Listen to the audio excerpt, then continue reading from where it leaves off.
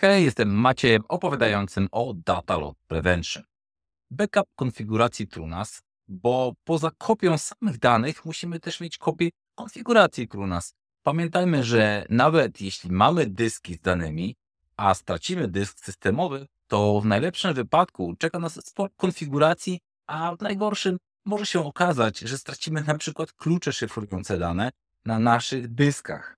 Więc de facto stracimy wszystkie dane. To, że trzeba robić backup konfiguracji TrueNAS, to już wiemy. Ale jak to robić? Jak to robić w wersji Pro?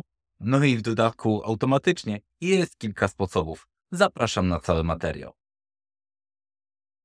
Jeżeli jesteście zainteresowani rozwiązaniami storage z podnachu open source, jakim jest TrueNAS, to projektujemy, konsultujemy rozwiązania oparte zarówno o alternatywny sprzęt, jak i sprzedajemy autoryzowane rozwiązania rodem z podznaku TrueNAS jako ich autoryzowany partner. Jednak jeżeli nie potrzebujecie naszego wsparcia, a podoba Wam się to, co robimy, to lajkujcie, subskrybujcie, sami wiecie. Dzięki. A teraz do meritum. Jak już mamy ustawione automatyczne kopie bezpieczeństwa naszych danych, najpierw z naszych serwerów czy komputerów na nasze TrueNAS, jakimś SMB, Nextcloud, Windows Backup czy co tam jeszcze mamy do dyspozycji, potem z naszego TrueNAS na inny TrueNAS. Replikacja, synchronizacja, sync, czy to tam jeszcze komu duszy gra, bo przecież dane trzeba mieć w dwóch miejscach. Dwójka, panie, dwójka, w dwóch miejscach. Tylko często umyka nam ten jeden fakt. Właśnie kopie konfiguracji naszych TrueNAS. Jasne, każdy ją robi przynajmniej raz po skonfigurowaniu, po raz pierwszy. Potem po każdej zmianie również. Da? Zawsze o tym pamiętacie.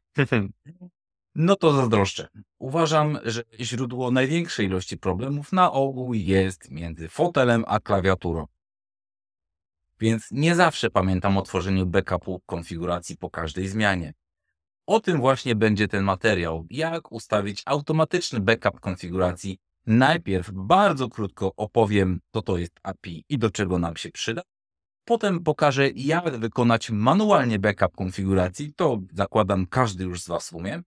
Potem wygenerujemy token do API. Pokażę, jak działa backup true command, a na końcu pokażę, jak przy pomocy prostego skryptu, nie wchodząc na stronę TrueNAS, wykonać backup konfiguracji z linii command. Manualny backup konfiguracji zaczniemy od TrueNAS 100. Przechodzimy do System, General i robimy Save Config. I tutaj ważna uwaga, żeby backup był kompletny, żeby po odtworzeniu system posiadał wszystkie hasła, temu podobne rzeczy, musimy zaznaczyć export secret C. Musimy wpisać hasło roota, klikamy Save i to wszystko. Mamy zapisaną konfigurację na dysku. Jeżeli chodzi o Scala, logował się. Jeżeli chodzi o Scala, przechodzimy do System Settings, General, Manage Configuration, Download Backup. Tutaj identyczna sytuacja. Musimy zaznaczyć export password secret seed, żeby backup był pełnowartościowy. Tym razem nie jesteśmy proszeni o hasło. Wystarczy kliknąć Save i mamy wykonany backup dla dwóch rodzajów systemów. My, jako białkowi użytkownicy, potrzebujemy interfejs, jak na przykład strona www. Wchodzimy na jakąś stronę, logujemy się, przechodzimy po zakładkach i klikamy w odpowiednie miejsce, aby ściągnąć backup konfiguracji. I to działa. Ale nie brzmi to jak coś, co dałoby się zautomatyzować, a przynajmniej nie w sposób prosty. I tutaj na białym koniu wkracza API, czyli Application Programming Interface. To sposób komunikacji wykorzystywany w komunikacji maszyna do maszyny, bazujący na XML protokół komunikacyjny działający na zasadzie zapytanie-odpowiedź. Tak też w tym wypadku TrueNAS każdy dostawca usług obsługujący mechanizm API dostarcza instrukcję, jak z niego skorzystać. W olbrzymim skrócie instrukcja mówi: wyślij zapytanie o takiej i takiej treści, a zostanie wykonane takie i takie zadanie. W ten sposób właśnie przy odpowiedzi na konkretne zapytanie będziemy tworzyć kopię bezpieczeństwa konfiguracji TrueNAS. Poza możliwością tworzenia kopii bezpieczeństwa przez API, możemy w praktyce zażądać całym TrueNAS, ale tym razem tylko o backupie konfiguracji. Tak jak logujemy się do naszej strony zarządzającej TrueNAS i używamy loginu i hasła, no i najlepiej dwuskładnikowej autoryzacji, tak w wypadku API do uwierzytelniania użyjemy czegoś takiego jak token API. Takich tokenów API może być więcej na każdy system czy użytkownika.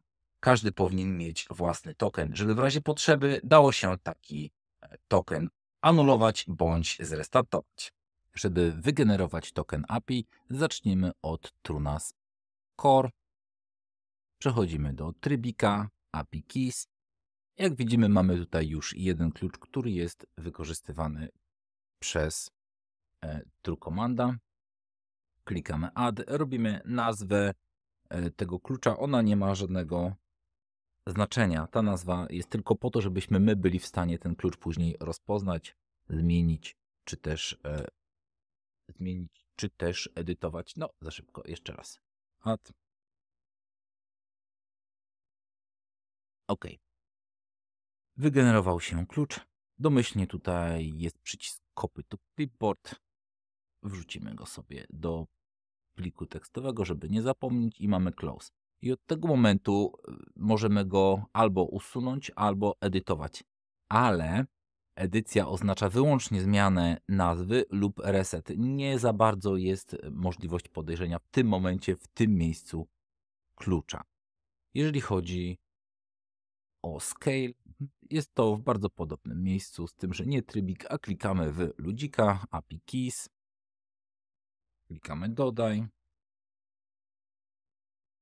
nazywamy go dowolną nazwą i również mamy wygenerowany klucz, również go sobie zapisujemy.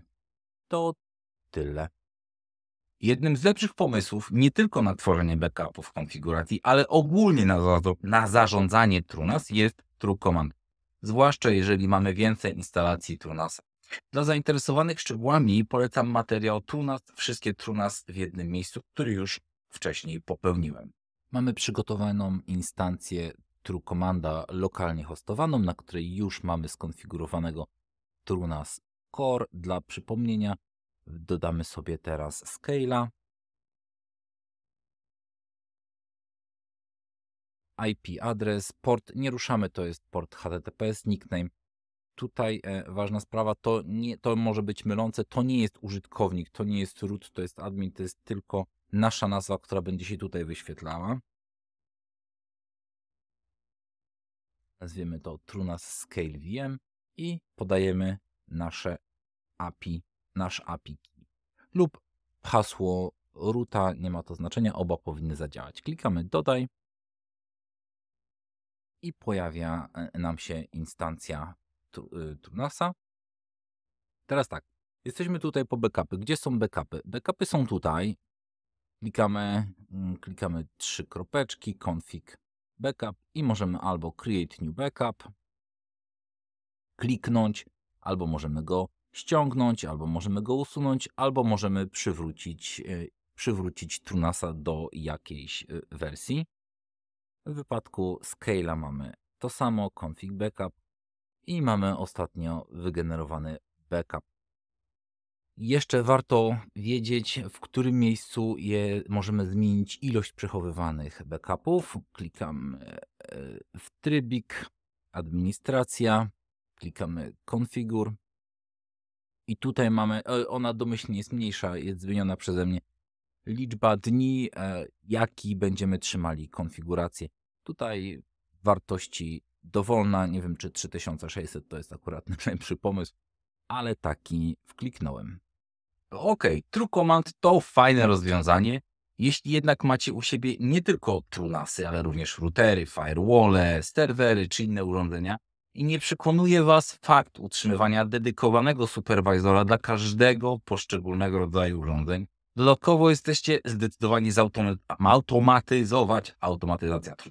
zautomatyzować tworzenie backupu konfiguracji, pozostaje następna opcja. Skonfigurujemy skrypt, który z linii komend będzie ściągał nam backup z Trunasa, używając właśnie nasze wygenerowane klucze API.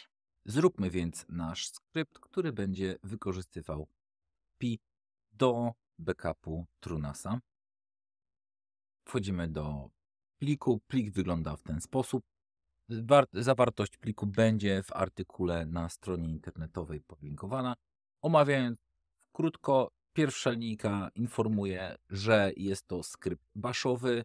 Następne kilka linijek odnosi się do.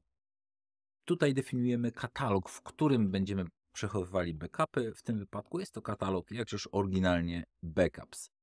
Tutaj przypisujemy IP urządzenia do zmiennej device IP. To będzie zmienna sczytana jako to, co będzie po pierwszej spacji przy wykonywaniu polecenia. Zaraz jak wykonamy polecenie, zrobi się jaśniej. Czyli tu przekazujemy IP urządzenia, tutaj przekazujemy token.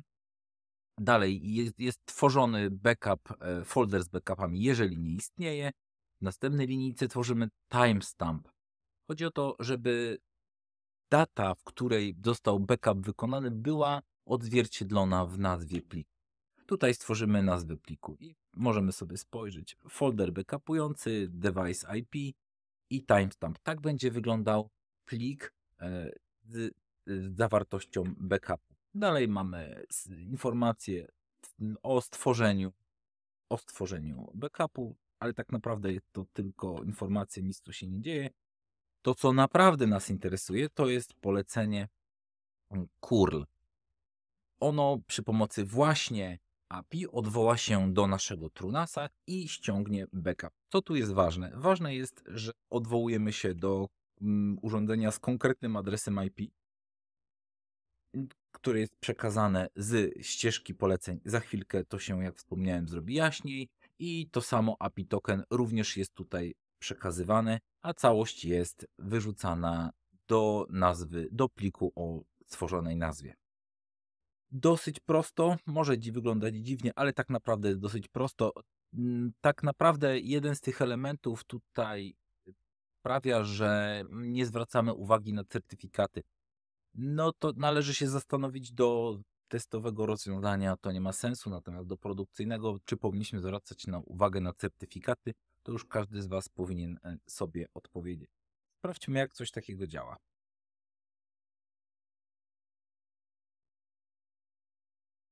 Wykonanie skryptu polega na wskazaniu skryptu. Jak wspomniałem wcześniej, po spacji podajemy IP Trunasa, z jakiego chcemy wykonać backup, a dalej podajemy klucz API token. Brak dostępu. A właśnie, zapomniałem. Chodzi o to, że jak już stworzymy ten plik, on musi być wykonywalny. Musimy mu nadać prawo wykonywalności. I jeszcze raz. Co tu się wydarzyło? Wykonaliśmy polecenie. Creating backup również zostało stworzone.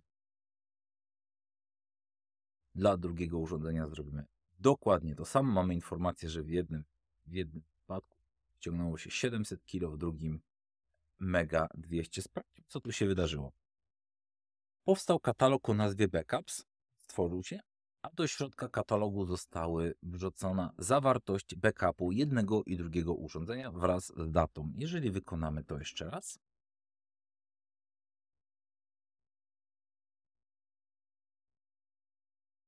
to powinniśmy mieć tutaj, dlaczego nie mamy dlatego, sprawdźmy. Prawdopodobnie dlatego, że jest ta sama minuta i po prostu nałożył. Za minutę prawdopodobnie powinno wszystko działać. Chodzi o to, że w nazwie jest minuta i nałożył 13:06. Jeżeli wykonamy to w tej minucie, to się nadpisze. W wypadku tego urządzenia raz było w 5 minucie, a raz w 6, co sprawiło, że mamy dwa osobne. Upewnimy się jeszcze raz. Minęła minuta. Tak, mamy 6, mamy 7.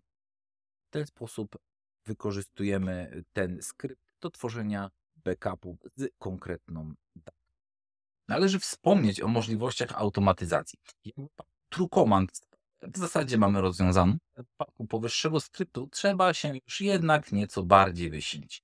Albo wykorzystać istniejącą platformę do automatyzacji, backupu, czy co tam, jaki administrator ma wdrożone, albo w wersji najprostszej dodanie wpisu do pliku cron tak, żeby regularnie co jakiś czas automatycznie wykonywał się backup.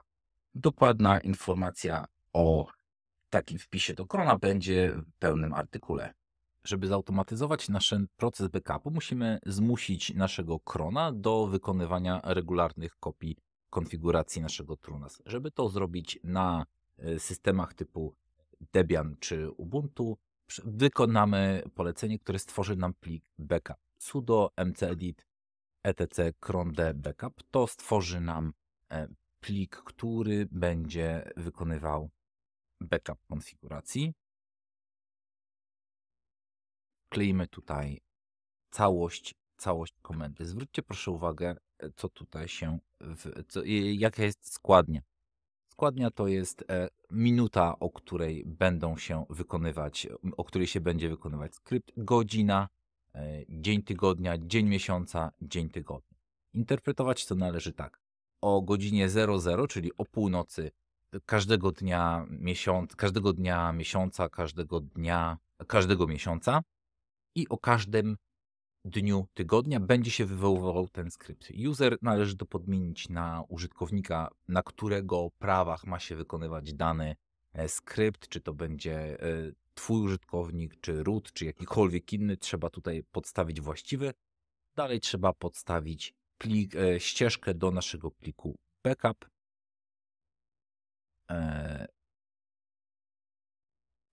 Raczej dokładnie w ten sposób. Mamy pełną ścieżkę do naszego skryptu backupującego. Dalej już znana składnia pod tytułem IP i klucz. Jedna ważna uwaga.